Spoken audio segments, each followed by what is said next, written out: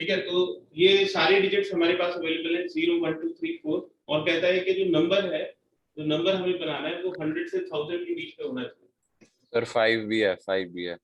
Number is between 100 to 1000। Yes sir. 100 and 1000। तो सबसे पहले ये बताइए कि अगर 100 और 1000 के बीच में आप कोई नंबर बनाते हो तो वो नंबर कितने डिजिट का होगा? 3 डिजिट। Sir 3 digit. है ना, तो इसका मतलब है कि number is a 3 digit number. तो जो भी नंबर बनेगा वो 3 डिजिट का नंबर बनेगा। अब अगर आप इनमें से कोई 3 डिजिट का नंबर बनाते हो, है ना, तो उसकी कंडीशन क्या होगी बेटा? क्या उसमें कोई कंडीशन आ जाएगी? हाँ, कि जो फर्स्ट यस प्लेस सर। में है वो 0 नहीं आना चाहिए। 0 नहीं होना चाहिए। तो अगर आप 3 डिजिट का नंबर बनाते हो तो फर्स्ट प्लेस पे 0 नहीं होना चाहिए। तो इसके लिए कितने ऑप्शंस हो जाएंगे? सर 5 हो जाएंगे। 5 सर। 5 हो जाएंगे, है ना, 1 2 3 4 5। Yes sir. तो अब सेकंड और थर्ड डिजिट के लिए भी कोई कंडीशन बचेगी बेटा? हाँ सर, इसमें ऐसा है कि इसमें 0 आ सर सकता इसमें है। 5 ही आ सकते हैं। मतलब आ सकते, इसमें तो कुछ भी आ सकता है ना। यस हाँ सर। तो जब आप ये फर्स्ट प्लेस को फिल कर दोगे तो आपके पास कितने डिजिट्स बचेंगे और कितने प्लेसेस को अरेंज करना पड़ेगा? सर 2 डिजिट बचेंगे और 5 डिजिट्स बचेंगे, यस सर, और 2 प्लेसेस। उसे 2 को अरेंज करना पड़ेगा, है ना। Yes sir. तो 5 में से 2 के अरेंजमेंट के लिए जिसमें रिपीटिशन अलाउड नहीं है, क्या फॉर्मूला होता है बेटा? सारे केसेस को देखिए और बताइए कि 5 5 PN P2। P2। तो ये 5 P2 हो जाएगा। एंड का केस होगा क्योंकि तीनों डिजिट्स को आपको लेना है। तो 5 into 5 P2 आ जाएगा और 5 P2 का सॉल्यूशन हो जाएगा 5 factorial divide by 5 minus 2 factorial. Sir अगर रिपीटिशन होता तो 5 रेज़ टू द पावर 5 हो जाता ना। 5 रेज़ पर 2 हो जाता है, n रेज़ पर r। अच्छा, अगर रिपीटिशन अलाउड है। हाँ, तो 5 रेज़ पर r होता है। 2 को लेना है तो 5 रेज़ पर 2, और अगर 5 में से 5 को लेना होता तब 5 रेज़ पर 5 होता है। Okay sir. ठीक है, तो ये 5 फैक्टोरियल बाय 3 फैक्टोरियल आ जाएगा। तो 5 into ये 5 into 4 into 3 factorial divide by 3 factorial. ये 3 फैक्टोरियल से 3 फैक्टोरियल कैंसिल हो गया, तो 25 या 100 आ गया। ठीक है, तो 100 नंबर्स बन सकते हैं। Okay sir. Okay sir. और बताइए बेटा इसके बाद एग्जांपल सर नंबर एग्जांपल 12। 12 का कौन सा पार्ट नहीं हुआ बेटा? सो मुझे तो समझ में नहीं आया था क्वेश्चन। n की वैल्यू फाइंड करनी है बेटा। npr का फार्मूला लगाना है। ये दिया हुआ है np5 is equal to 42 times np3, और इसमें n की वैल्यू फाइंड करनी है। और सर कंडीशन n 4 से बड़ा है। ठीक है, ये सर NP3 क्या है? ये 42 के साइड में मतलब क्या np3 साइन? एक सिंबल है। npr का फार्मूला बताया था ना बेटा, npr का हाँ सर, n फैक्टोरियल हाँ, अपॉन n वही माइनस r फॉर्मूला इसमें फैक्टोरियल। लगाना है, n factorial upon n minus r factorial. तो यही वाला फॉर्मूला इसमें अप्लाई करना है और सॉल्व करना है। तो np5 हो जाएगा n factorial divide by n minus 5 factorial. ठीक है, फिर ये 42 into n factorial divided bye n minus 3 factorial. ये n फैक्टोरियल से n फैक्टोरियल कैंसिल हो जाएगा, तो 1 upon n minus 5 factorial is equal to 42 divided by n minus 3। इसको तब तक एक एक कम करते जाएंगे जब तक ये n minus 5 नहीं हो जाएगा। तो ये n minus 5 factorial। ठीक है, ये n minus 5 factorial से n minus 5 factorial कैंसिल हो जाएगा, तो ये n minus 3 into n minus 4 is equal to 42 हो गया। और अब तो इसको हम क्वाड्रेटिक इक्वेशन को सॉल्व कर सकते हैं। ये n square minus 4n minus 3n plus 12 is equal to 42। n square minus 7n 12 minus 42 minus 30 is equal to 0। 30 की पार्ट करिए जिनका डिफरेंस 7 आए तो 10 और 3 आ जाएगा। n कॉमन लेंगे n minus 10 हो जाएगा, फिर 3 कॉमन लेंगे तो n minus 10 is equal to 0। n plus 3 into n minus 10 is equal to 0। n is equal to minus 3 और n is equal to 10। ठीक है, ये 4 से छोटा है, इसको रिजेक्ट कर देंगे। क्वेश्चन में दिया हुआ है कि n is greater than 4 है। ठीक है, तो n की वैल्यू क्या आ जाएगी? 10। n is equal to 10 इसका आंसर हो जाएगा। ठीक है चलिए सर। बेटा, यस ऐसे सर। इसका सेकंड पार्ट भी कर लोगे। ठीक है सर, वो सेकंड पार्ट कर लूंगा। और बताइए बेटा एग्जाम्पल नंबर सर 7.3 का क्वेश्चन नंबर 11 का थर्ड पार्ट। 11 का थर्ड पार्ट। उससे पहले कोई डाउट है बेटा किसी को?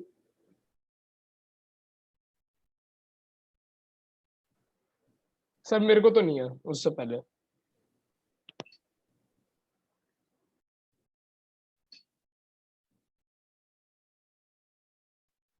क्वेश्चन नंबर 11 आपको बेटा सोहम कोई डाउट है इससे 11 से पहले? हाँ सर, मैं पूछ रहा हूँ कि एग्जाम्पल नंबर 13 जो है उसमें भी ऐसे हम फॉर्मूला डाल के करेंगे। हाँ वो भी सही है बेटा, एग्जाम्पल नंबर 13 भी ऐसे ही। और सर 16 में एक बार आप बस फर्स्ट पार्ट बता दो कैसे करना है। 16 एग्जाम्पल 16 का फर्स्ट पार्ट है, find the number of arrangement of letters of the word independence.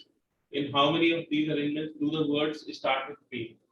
तो जो इंडिपेंडेंस है इसमें वो वर्ड बताने हैं तो P से स्टार्ट होते हैं।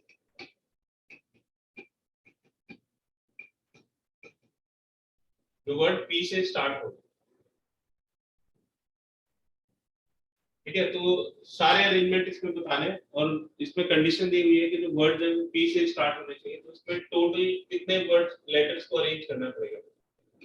1 2 3 4 5 6 7 8 9 10 11 12 टोटली इसमें 12 लेटर्स हैं और वो कहता है कि फर्स्ट प्लेस P फिक्स्ड है। तो P के लिए फर्स्ट प्लेस के लिए हमारे पास सिर्फ एक ऑप्शन, क्योंकि वर्ड P से स्टार्ट होना है तो फर्स्ट प्लेस पे P के अलावा और कोई लेटर नहीं आ सकता।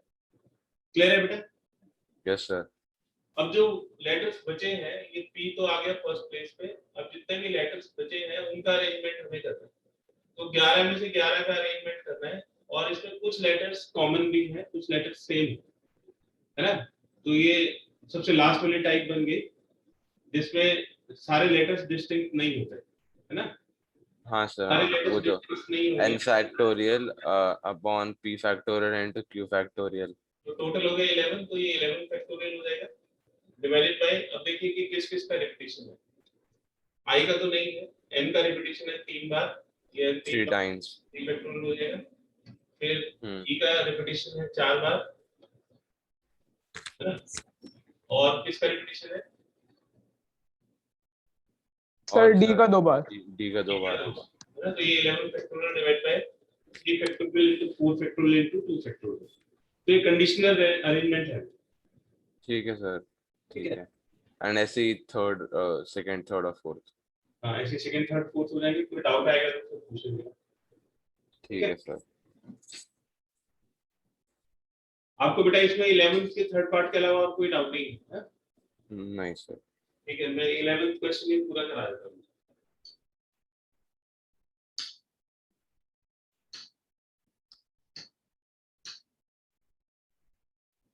सर हाँ, एक फिफ्थ क्वेश्चन डाउट है एक। ठीक है, फिफ्थ देख लीजिए।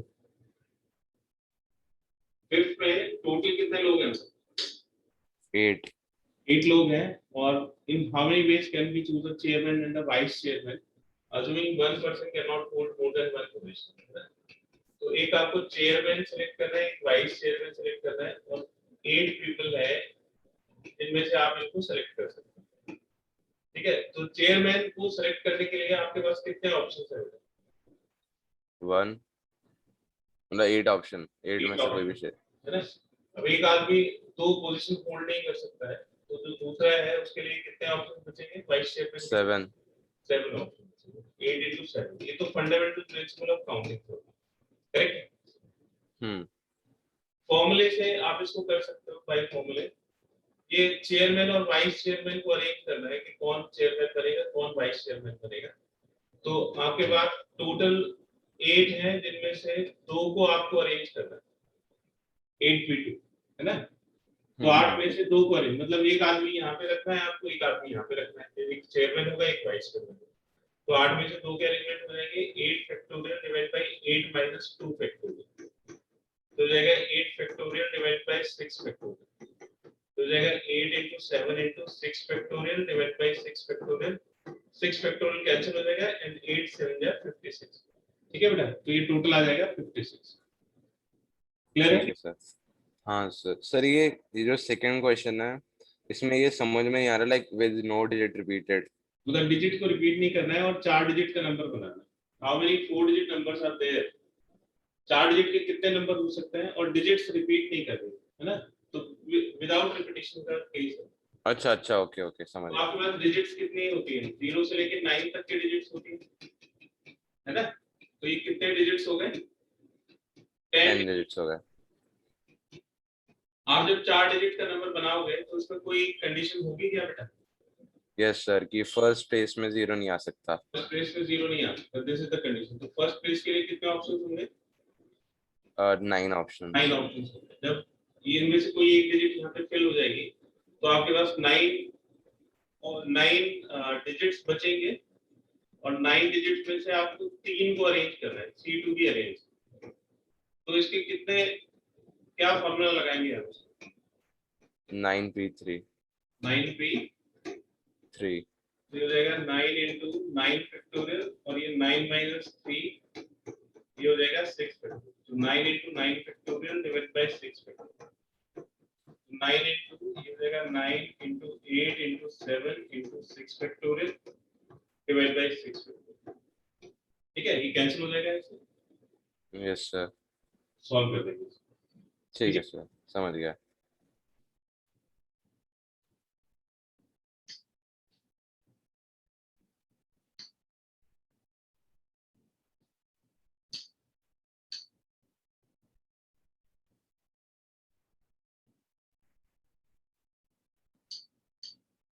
क्वेश्चन नंबर 11 का थर्ड पार्ट देखो। क्वेश्चन नंबर 11 का थर्ड पार्ट है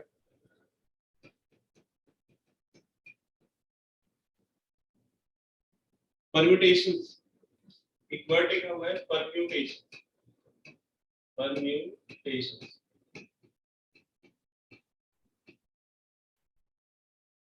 कहता है how many ways can the letters of the word permutation be arranged if there are always 4 letters between P and S? तो कहता है कि P और S के बीच में हमेशा 4 लेटर्स होने चाहिए।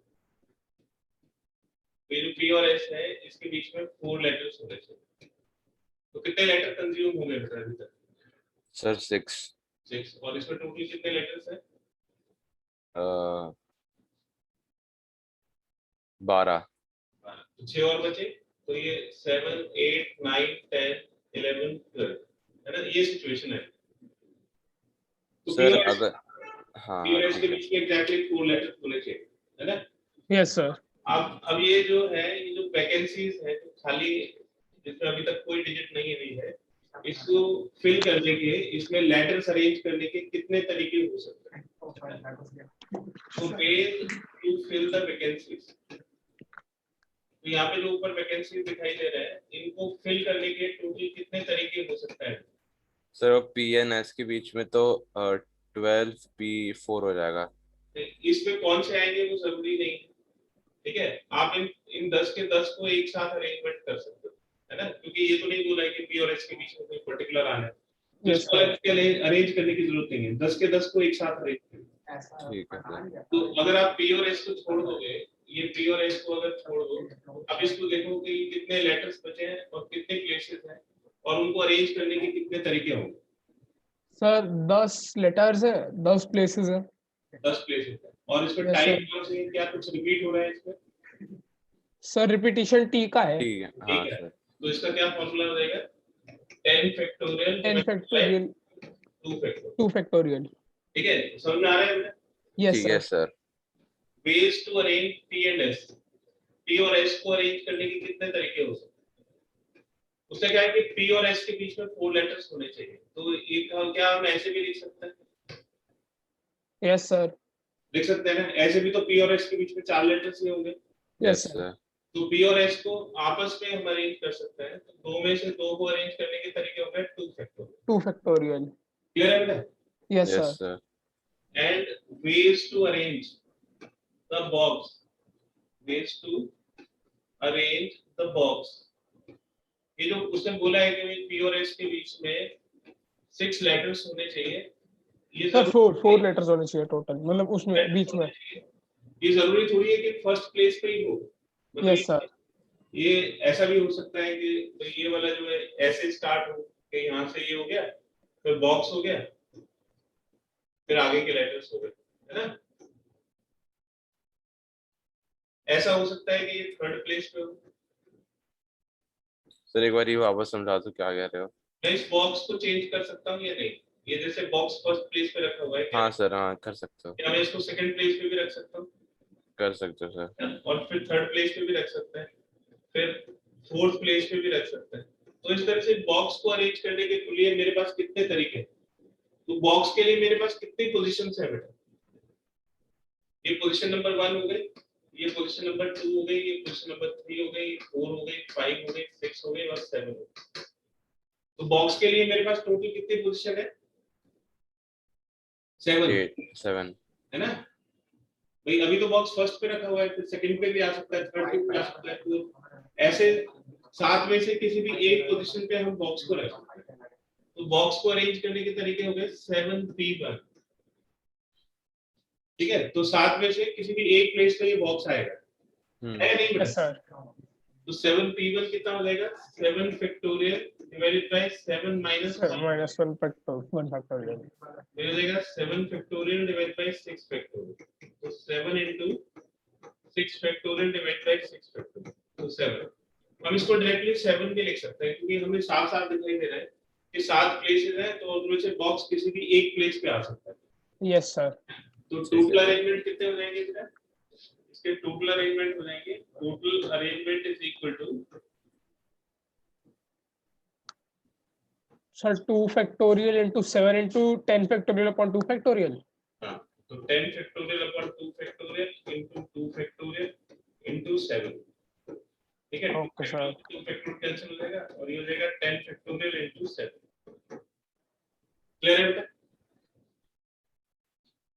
सर ये तो पर क्वेश्चन में ये पूछा नहीं था ना। क्या नहीं पूछा बेटा? क्वेश्चन तो था there are always 4 letters between B and S. हाँ, तो पी और एस के बीच में 4 लेटर्स ही तो होंगे। उसने पूछा है कि परम्यूटेशंस के कितने अरेंजमेंट कर सकते हैं। ये जो परम्यूटेशंस वर्ड लिखा हुआ है, इसके टोटल कितने अरेंजमेंट कर सकते हैं जिनमें पी और एस के बीच में 4 लेटर्स आएंगे, है ना। तो ये परम्यूटेशंस के अरेंजमेंट ही तो है टोटल, जिनमें पी और एस के बीच में 4 लेटर्स आएंगे। ठीक है सर, ये बार बस ये नोट करने दो एक बार उसे। ठीक है, नोट करिए।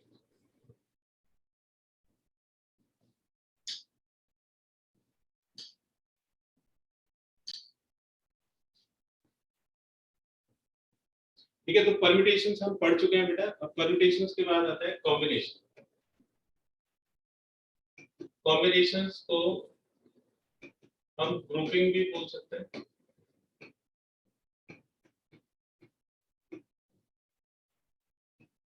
और सिलेक्शन भी बोल सकते हैं।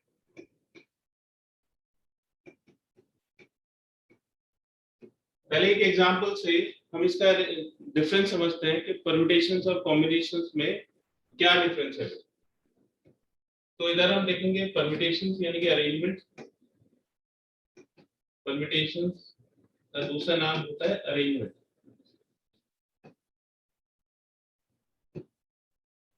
ठीक है, यहाँ पे ऑर्डर मैटर करता है। ऑब्जेक्ट्स का ऑर्डर अगर आप चेंज करोगे तो एक नया अरेंजमेंट बन जाएगा। और कॉम्बिनेशंस और ग्रुपिंग, कॉम्बिनेशंस में ऑर्डर मैटर नहीं करता। अगर आप ऑर्डर चेंज करोगे तो कोई नया कॉम्बिनेशन नहीं बनेगा। ठीक है, ये दोनों में फर्क। तो इसको एक एग्जांपल से समझते हैं। एग्जांपल ये है कि 3 लोग हैं या 3 ऑब्जेक्ट्स हैं ए बी सी। ठीक है, हम इसमें बनाना चाहते हैं कॉम्बिनेशंस ऑफ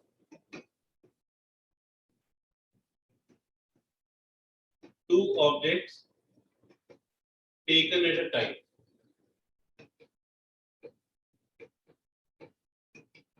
तो इसमें से 2-2 के कॉम्बिनेशन बनाना चाहते हैं। 3 लोग हैं या 3 ऑब्जेक्ट्स हैं ए बी सी, तो इसमें से हम 2-2 के कितने ग्रुप्स बना सकते हैं या कितनी तरह से उनको सेलेक्ट कर सकते हैं या कितने कॉम्बिनेशंस बना सकते हैं। आप बताओगे बेटा कितने कॉम्बिनेशंस हो जाएंगे? ये ए और बी 2 लोग हो सकते हैं, ये एक कॉम्बिनेशन हो गया। Yes sir. या इसको BA भी लिख सकते हैं, तब भी कोई फर्क नहीं पड़ेगा, क्योंकि ग्रुप में तो दो ही लोग हैं। आप उसको चाहे A भी लिखें या BA लिखें, ये एक ग्रुप काउंट होगा, है ना। Okay sir. फिर B C या C भी लिखेंगे तो ये एक ग्रुप काउंट होगा। Yes sir. ठीक फिर है सर। C A या AC लिखेंगे तो ये एक ग्रुप काउंट होगा। और ये टोटल कितने कॉम्बिनेशन हो गए बेटा? 3 कॉम्बिनेशन। 3 कॉम्बिनेशन हो गए। ठीक है, अब इनकी हमें ग्रुपिंग करनी है। ग्रुपिंग हो गई, अब इनके अरेंजमेंट करना है। तो इसके अरेंजमेंट हम कितनी तरह से कर सकते हैं? इसके हम दो अरेंजमेंट कर सकते हैं, ए बी और बी ए। तो ये पहली प्लेस पे कौन आएगा, दूसरी प्लेस पे कौन आएगा, ये मैटर करेगा। तो ए बी के हम कितने अरेंजमेंट कर सकते हैं? दो अरेंजमेंट कर सकते हैं, ए बी और बी ए। उसी तरह से बी सी और सी बी के हम कितने अरेंजमेंट कर सकते हैं? बी सी और सर 2। C B. उसी तरह से ए सी के हम कितने अरेंजमेंट कर सकते हैं? सी ए एंड ए सी। तो ये टोटल कितने अरेंजमेंट हो गए? सर 3 फैक्टोरियल मतलब 6 हो जाएगा। 6 अरेंजमेंट हो गए, है ना। ठीक है, इसका फॉर्मूला क्या है? इसका फॉर्मूला है 3p2। तो जो 6 है वो क्या है? 3p2 है। आप 3p2 को सॉल्व करेंगे तो 6 आएगा। इसी तरह से ये जो 3 कॉम्बिनेशन है, जैसे परम्यूटेशंस के लिए p लिखते हैं, उसी तरह से कॉम्बिनेशन के लिए c लिखते हैं। तो इसके जो 3 कॉम्बिनेशन है वो किससे आएगा? 3c2 से आएगा। 3 में से 2 के कॉम्बिनेशन, और ये है 3 में से 2 के अरेंजमेंट। ठीक है, तो इसकी वैल्यू तो आएगी 3, है ना। इसको सॉल्व करोगे तो 3 आएगा, और इसको सॉल्व करेंगे तो 6 आएगा। तो 6 का मतलब यहाँ पे 3p2। तो हम इसमें ये देखेंगे कि इन दोनों का आपस में क्या रिलेशनशिप होता है। इसमें से हर एक ग्रुप के कितने अरेंजमेंट है बेटा? इसमें से हर एक ग्रुप के हमने कितने अरेंजमेंट किए? जो पहले वाला ग्रुप है उसके कितने अरेंजमेंट है? इस ग्रुप में 2 लोग हैं, तो 2 में से 2 के कितने अरेंजमेंट हो गए? 2। ये जो 3c2 है ये इन तीनों को बता रहा है। 3c2 मतलब 3 ग्रुप्स, और हर एक ग्रुप के कितने अरेंजमेंट हो जाएंगे? 2 फैक्टोरियल अरेंजमेंट हो जाएंगे। हर एक ग्रुप के, इसलिए हमने 2 फैक्टोरियल से मल्टीप्लाई कर दिया, तो ये क्या हो जाएगा? 3p2 के बराबर, 3p2। Okay sir. है ना। तो ये कॉम्बिनेशन में और परम्यूटेशंस में रिलेशनशिप। जनरल फॉर्म अगर इसका लिखते हैं, जनरल फॉर्म n और r के टर्म्स में लिखेंगे, तो आप बता सकते हो बेटा इसका जनरल फॉर्म क्या होगा? सर ये एक बार 3c2 वाला वापस समझा दो। ये 3 में से 2 का जो कॉम्बिनेशन है उसको 3c2 से रिप्रेजेंट कर रहे हैं, है ना। तो ये जो नंबर ऑफ कॉम्बिनेशंस हैं, जैसे ये एक कॉम्बिनेशन हो गया, ये दूसरा कॉम्बिनेशन हो गया, एक तीसरा कॉम्बिनेशन हो गया, इसका जो रिजल्ट 3 आया है वो इस फॉर्मूले से आया है, 3c2, यानी कि combination of 2 objects out of 3। 3c2 किसको रिप्रेजेंट कर रहा है? Combination of 2 objects out of 3। तो 3 में से 2 के कॉम्बिनेशन को ये रिप्रेजेंट कर रहा है। और हर एक कॉम्बिनेशन के कितने अरेंजमेंट हो सकते हैं? इस कॉम्बिनेशन के 2 फैक्टोरियल अरेंजमेंट है, इस कॉम्बिनेशन के भी 2 फैक्टोरियल अरेंजमेंट है, इस कॉम्बिनेशन के भी 2 फैक्टोरियल अरेंजमेंट है। तो ये हो गया number of combination into arrangement of each combination is equal to total number of arrangements. कोई डाउट है बेटा? Yes sir. ठीक है, तो ये जो 3c2 है ये इन तीनों अरेंजमेंट को रिप्रेजेंट करता है, और हर एक अरेंजमेंट को हम 2 फैक्टोरियल बेस में अरेंज कर सकते हैं। तो नंबर ऑफ कॉम्बिनेशंस को हमने number of arrangement of each combination से मल्टीप्लाई कर दिया, तो टोटल नंबर ऑफ अरेंजमेंट्स आ गए। क्लियर है बेटा? Yes sir. Yes sir. अब इसको जनरल फॉर्म लिखिए। 3 2 ये नहीं लिखना है, NPR NCR उसके फॉर्मूले में आप इसमें इंसर्ट करिए कि n कहां पे आएगा, r कहां पे आएगा, और क्या फॉर्मूला बन जाएगा। सर शायद NCR into R factorial is equals to NPR। तो ये रिलेशन होता है NCR और NPR। NPR का फॉर्मूला तो हमें आता है ना। तो ये सब हम क्यों पढ़ रहे हैं कि हम NCR का फॉर्मूला निकाल सके। तो NCR का फॉर्मूला बताओगे जरा, क्या आ जाएगा बेटा? Sir NPR minus NPR upon R factorial.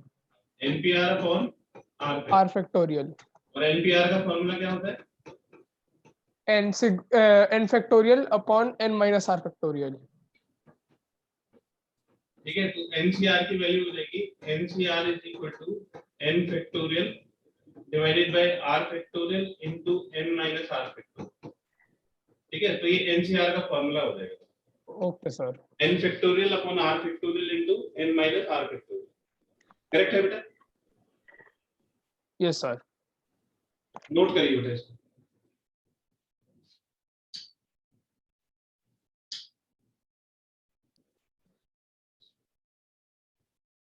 हो गया बेटा?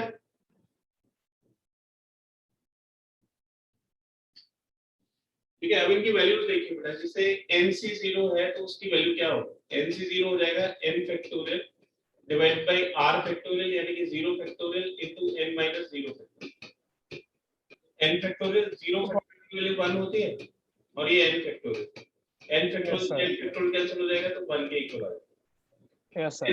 nc n की वैल्यू निकालिए। nc n कितना होगा? तो ये हो जाएगा n factorial divide by n factorial into n minus n factorial. हो जाएगा n factorial divide by n factorial 0 factorial. तो n फैक्टोरियल से n फैक्टोरियल कैंसिल हो जाएगा यस सर। और 0 फैक्टोरियल की वैल्यू हो जाएगी 1। तो ये भी 1 के इक्वल होगा, यानी कि nc0 ncn के इक्वल होता है। Okay sir. तो nc0 is equal to ncn और इस दोनों की वैल्यू कितनी आती है? 1 के इक्वल आती है। अब nc1 कैलकुलेट करिए। nc1 कितना होगा? तो nc1 हो जाएगा n factorial divided by 1 factorial into n minus 1 factorial. इसमें हम कौन सा फॉर्मूला लगा रहे हैं? ncr is equal to n factorial upon r factorial into n minus r factorial. ठीक है, अब इसको सॉल्व करिए। तो बड़े फैक्टोरियल को हम छोटे फैक्टोरियल में ब्रेक कर सकते हैं। n को निकालेंगे तो अंदर एक कम बचेगा, यानी कि n माइनस 1 फैक्टोरियल। ये 1 फैक्टोरियल 1 हो जाएगा इनटू n माइनस 1 फैक्टोरियल। ये n माइनस 1 से n माइनस 1 कैंसिल हो जाएगा और n के इक्वल आ जाएगा। फिर nc n माइनस 1 की वैल्यू निकालिए। nc n माइनस 1 तो हो जाएगा n factorial divide by n minus 1 factorial और फिर n माइनस r करेंगे तो ये n माइनस 1 फैक्टोरियल तो हो जाएगा n factorial divide by n minus 1 factorial और ये हो जाएगा n minus n plus 1 factorial. n factorial upon n minus 1 factorial और ये 1 फैक्टोरियल तो 1 ही होगा। n into n minus 1 factorial इसको लिख सकते हैं। ये से कैंसिल हो जाएगा और ये भी n के इक्वल होगा, यानी कि nc1 nc n minus 1 के इक्वल होगा। सर उसको n into n minus 1 factorial कैसे लिखा हमने? फैक्टोरियल पढ़ा है ना बेटा आपको? 10 फैक्टोरियल को क्या लिख सकते हो? 10 into 9 Okay, फैक्टोरियल लिख सकते हैं नहीं? हाँ लिख सकते और फिर हैं। 9 को भी बाहर निकाल दो तो ये 8 फैक्टोरियल हो जाएगा। हाँ तो जहां पे भी आपको रुकना है वहां पे फैक्टोरियल लगा दो, एक एक कम करते जाइए। तो बड़े फैक्टोरियल्स को हम छोटे फैक्टोरियल में ब्रेक कर सकते हैं, है ना? ठीक है सर। तो इसी तरह से इसको अगर जनरलाइज करेंगे तो आप बताइए इस पैटर्न को फॉलो करोगे तो nc2 किसके इक्वल होगा, nc3 किसके इक्वल होगा, nc4 किसके इक्वल होगा? तो देखो ये n-0 n के इक्वल है, ये n और 1 का डिफरेंस है। इसी तरह से यहाँ पे nc n-2 आ जाएगा और इसकी वैल्यू हो जाएगी n into n-1 by 2 factorial. ठीक है, फिर ये nc n-3 के इक्वल हो जाएगा और इसकी वैल्यू हो जाएगी n into n-1 into n-2 divide by 3 factorial. nc4 हो जाएगा nc n-4 और ये n into n-1 into n-2 into n-3 divide by 4 factorial. ठीक है, तो ये ऐसे इसको आप समझ सकते हो। तो इसमें एक थ्योरम है NCR NC n-r के इक्वल होता है। ठीक है, तो ये मैंने आपको बताया इसलिए कि आप इसको याद रख सकें कि NCR NC n-r के इक्वल होता है। तो आप मुझे बताइए फॉर एग्जांपल 10C7 किसके इक्वल होगा बेटा? सर 10C6 10-7 6 होता है नहीं 10C3 10C3। तो 10C7 की वैल्यू 10C3 के इक्वल हो जाएगी। ठीक है, इसको नोट करिए बेटा।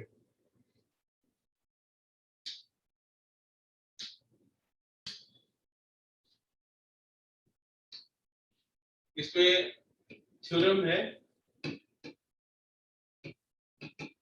if NCA is equal to NCB, अगर NCA NCB के इक्वल होता है then either A is equal to B और A plus B is equal to N। ठीक है, NCA अगर NCB के इक्वल है तो या तो A B के इक्वल होगा और या A plus B N के इक्वल होगा, है ना। तो इसका प्रूफ देखिए कि अगर NCA NCB के इक्वल है तो डायरेक्ट कंपैरिजन से तो ये पता लग रहा है A is equal to B होगा, और अगर A B के इक्वल नहीं है, if A is not equal to B, तो फिर क्या कंडीशन हो सकती है, NCA NCB के इक्वल है। अभी हमने रिजल्ट पढ़ा था कि NCR किसके इक्वल होता है, NCR होता है NC n - R के इक्वल।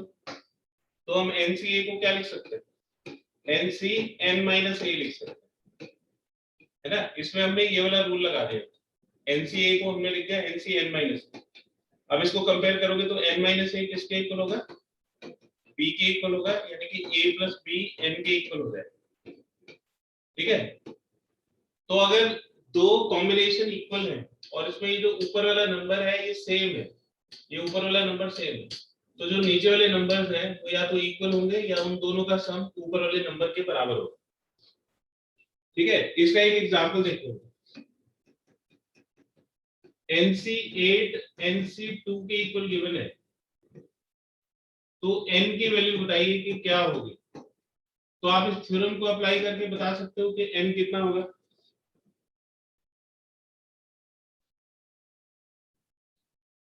इस थ्योरम को देख के बताइए बेटा, n की वैल्यू क्या होगी। सर 10 होगी। 10 होगी, है ना। तो इसमें a तो b के इक्वल नहीं है ना, a is not equal to b, तो a 2 के इक्वल नहीं, यानी कि a is not equal to b, तो therefore a plus b is equal to n और n की वैल्यू आ जाएगी 10। तो क्लियर है ये थ्योरम आपको। Yes sir. ठीक है, इसको नोट करिए।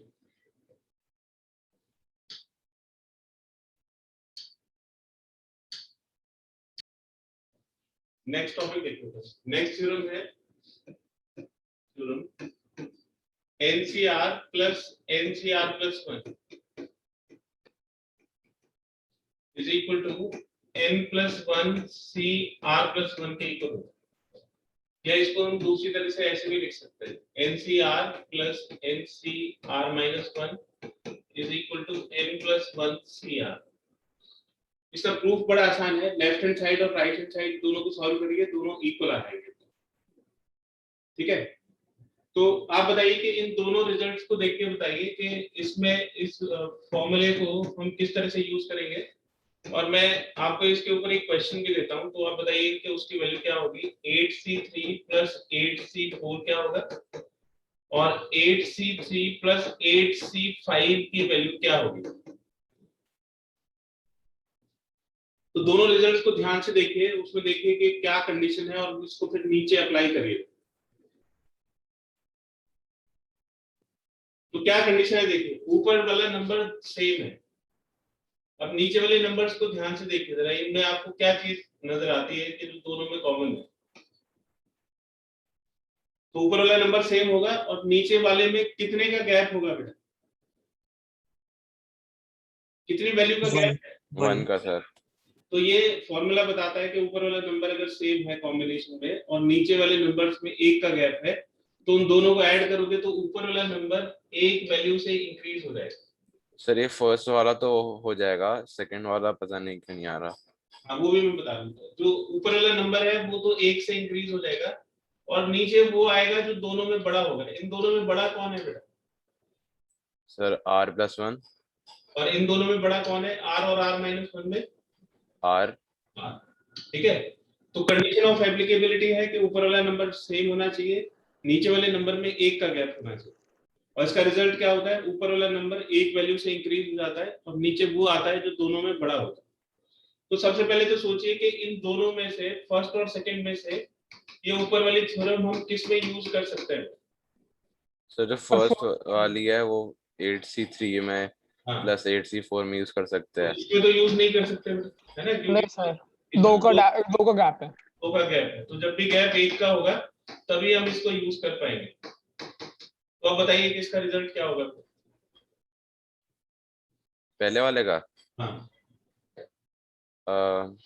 एक सेकंड सर। सभी सोच सर के बताइए।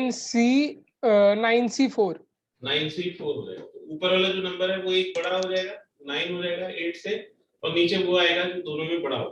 क्लियर है Okay, क्या ये sir. फिल्म सभी को? Yes sir. ठीक है, नोट करिए बेटा इसमें। Yes sir. ठीक है, सबसे आसान यही एक्सरसाइज है इसमें। एक एग्जांपल में कराता हूँ, फिर सारे क्वेश्चन आपको करने हैं। एग्जांपल है कि ये इंडिया की टीम है जो ऑस्ट्रेलिया गई है क्रिकेट खेलने, और ये 15 प्लेयर्स की टीम है। 15 प्लेयर्स में बॉलर्स कितने हैं? 6 बॉलर्स हैं, 6 प्लेयर बॉल कर सकते हैं। तो जो 9 है वो नॉन बॉलर्स है या रेस्ट है। तो 15 प्लेयर्स की टीम में कितने बॉलर्स हैं बेटा? टोटल 6 बॉलर्स हैं, और टोटल 15 प्लेयर की टीम है। तो इसमें पूछा जाता है in how many ways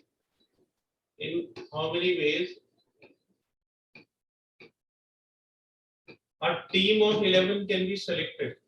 Team of 11 can be selected.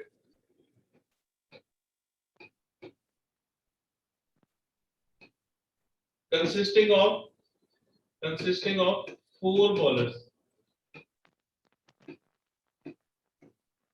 तो 15 प्लेयर्स में से आपको प्लेइंग 11 सेलेक्ट करना है, ठीक है, और उसमें 4 बॉलर होने चाहिए। तो सबसे पहले मेरा ये क्वेश्चन है, ये कॉम्बिनेशन का क्वेश्चन है या परम्यूटेशन का क्वेश्चन है?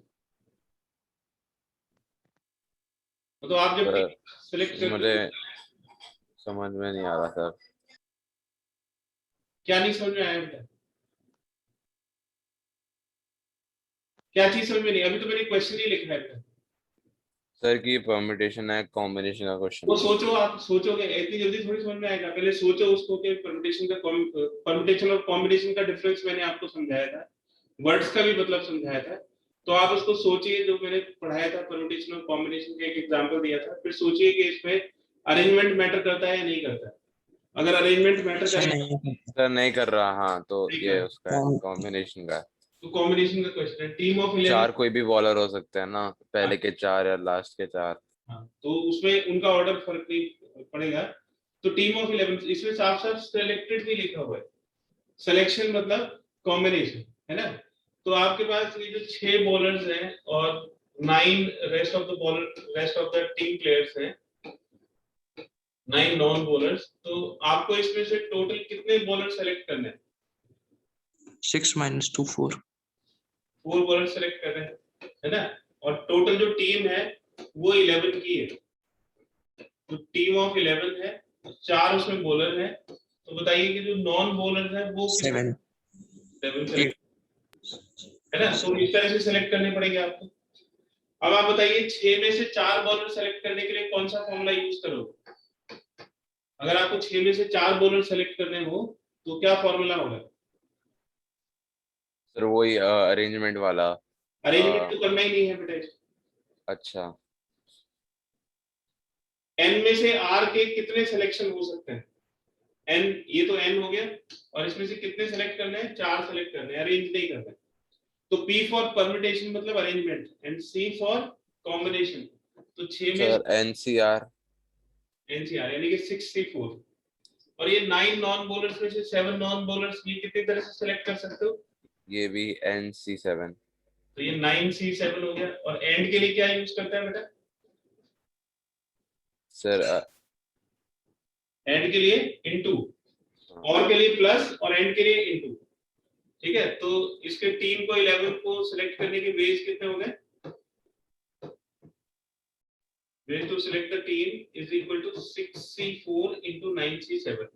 इसको सॉल्व कर लेंगे। 6C4 का मतलब हो जाएगा 6 फैक्टोरियल डिवाइड बाय 4 फैक्टोरियल, और इन दोनों का डिफरेंस, तो 6 - 4 हो जाएगा 2 फैक्टोरियल। ऐसे ये 9 फैक्टोरियल डिवाइड बाय 7 फैक्टोरियल, और 9 - 7 का डिफरेंस हो जाएगा 2 फैक्टोरियल। सॉल्व करिए इसको, तो 6 into 5 into 4 फैक्टोरियल हो जाएगा, फिर 4 फैक्टोरियल into 2, फिर ये 9 फैक्टोरियल, 9 into 8 into 7 फैक्टोरियल लिख देंगे इसको, नीचे 7 फैक्टोरियल और 2 फैक्टोरियल की वैल्यू 2 है। तो ये 4 से 4 कैंसिल हो जाएगा, 7 से 7 कैंसिल हो जाएगा, 2 3 जा 6 एंड 2 4 जा 8। तो उसका रिजल्ट क्या आ गया 3 into 5 into 9 into 4 तो 27 into 20 यानी कि 540 हो गया। तो हम कितनी तरह से ऐसी टीम सेलेक्ट कर सकते हैं 540 वे से हम ये टीम को सेलेक्ट कर सकते हैं। क्लियर है बेटा? कोई डाउट है किसी को बेटा? नहीं सर क्लियर है। ठीक है, तो अब ये आपको एक्सरसाइज 7.4 विद एग्जांपल्स करनी है। Exercise 7.4 with examples.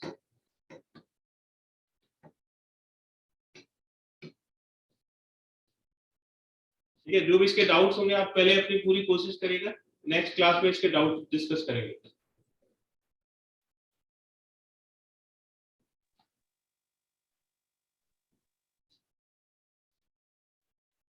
ठीक है सर, नेक्स्ट क्लास सर परसों ही है ना?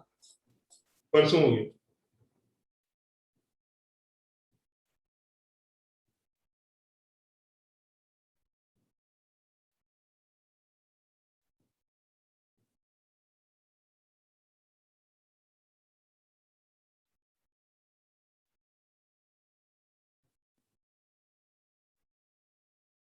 एक चीज पूछनी थी, अप्लाइड मैथ्स और कोर मैथ्स में क्या फर्क है? थोड़े वो कॉमर्स से रिलेटेड मैथ्स होगा बेटा, उसमें फाइनेंशियल मैथ्स के कुछ चैप्टर्स होंगे। अप्लाइड में? हाँ बेटा। तो सर मेरे पता नहीं कुछ दोस्त कह रहे थे कि नहीं अप्लाइड ले लो, उसमें वो कैलकुलस वगैरह नहीं होगा। नहीं, कैलकुलस तो है बेटा उसमें। अच्छा, तो सर आप क्या बोलते हो कि मतलब क्या बेटर है? आपने 11th में कौन सा पढ़ा हुआ है बेटा? सर कॉमर्स है मेरे पास। हाँ? नहीं, कॉम 11th में कौन सा मैथ्स पढ़ा हुआ था? मैंने तो कोर मैथ्स ही लिया है। हम्म? Core maths sir. तो कोर मैथ्स ही पढ़ सकते हो बेटा। 11th का मैथ्स जब जो पढ़ा हुआ है वही आपको फायदा करेगा 12th में। अच्छा, मैं अब तो अप्लाइड मैथ्स में तो कह रहे कि कॉमर्स के लिए अप्लाइड मैथ्स होती है, ऐसा कुछ। उसमें दो चार टॉपिक्स हैं बेटा अलग से, वो तो तुम कभी भी कर सकते हो, लेकिन 11th में जब तुमने कोर पढ़ा हुआ है तो 12th में भी कोर ही पढ़ेगी। बाकी चॉइस है तुम्हारी, कुछ भी पढ़ सकते हो। 11th में अगर अप्लाइड पढ़ा हुआ होता तब तो ठीक था, टॉपिक्स मैच करते हैं। नहीं सर, अभी 11th में मैं पढ़ रहा हूँ, मतलब अभी स्कूल शुरू नहीं हुआ, अभी होगा 11th। ठीक है, तो फिर तो अप्लाइड लो बेटा, कॉमर्स के लिए तो अप्लाइड ठीक है। अच्छा, तो ऐसा कुछ नहीं कि अप्लाइड को ज्यादा वो है, कि अप्लाइड की ज्यादा वैल्यू है और उसकी। वैल्यू नहीं है, वो डिपेंड करता है कि आप चाहते क्या हो। तो अप्लाइड किस केस में लेनी चाहिए? कॉमर्स के लिए अप्लाइड ठीक है बेटा। तो सर अप्लाइड कोर से तो इजी होगी ना बेटर, मतलब कंपैरेटिवली। इजी नहीं है बेटा, दोनों मैथ्स एक ही जैसे हैं, इजी कुछ भी नहीं है दोनों में से। वो बस कॉमर्स को रिलेट कर दिया। अच्छा अच्छा। ऐसे नहीं कि उसमें कैलकुलस नहीं है, उसमें कैलकुलस के भी टॉपिक है, बस ट्रिग्नोमेट्री नहीं है। ओके। है ना, तो ट्रिग्नोमेट्री नहीं है, बाकी ऐसा मतलब आप कह नहीं सकते हो, क्योंकि दोनों अलग अलग चीजें हैं। मुश्किल कुछ भी नहीं है, ना तो ये वाला मुश्किल है ना वो मुश्किल। मतलब जो चीज मैं नॉर्मल मैथ्स जो पढ़ के कर सकता हूँ, कॉमर्स लेके विद मैथ्स जो मैं कर सकता हूँ, वो मैं उसके साथ नहीं कर सकता अप्लाइड मैथ्स के साथ? अप्लाइड का स्कोप लिमिटेड है बेटा, वो सिर्फ मतलब फाइनेंशियल बैकग्राउंड के लिए, यानी कि बिजनेस के लिए ठीक है वो। बाकी किसी जगह फिर वो काम नहीं आएगा। आप अगर कुछ और करते हो तो आपको फिर पूर्ण मैथ्स पढ़ना पड़ेगा। Okay okay. ठीक है, वो सिर्फ कॉमर्स के लिए ठीक है। बाकी जनरल मैथ्स आप कोई और कंपटीशन दोगे तो आपको फिर उसमें पूरा मैथ्स पढ़ना। लाइक अगर बी कॉम एंड ऑल करना है तो उसके लिए कोर मैथ्स चाहिए? नहीं, बीकॉम तो कॉमर्स का ही हो गया ना बेटा, उसके लिए तो वही सही है, अप्लाइड। अच्छा। लेकिन आगे अगर तुम एमबीए करना चाहते हो या कुछ और करना चाहते हो तो फिर आपको पूरा मैथ्स पढ़ना पड़ेगा, कोर वाला। कॉमर्स से रिलेटेड तो ये बढ़िया है, अप्लाई वो कॉमर्स के लिए ही बनाया गया है। अच्छा अच्छा, ठीक है सर, ठीक है। ओके।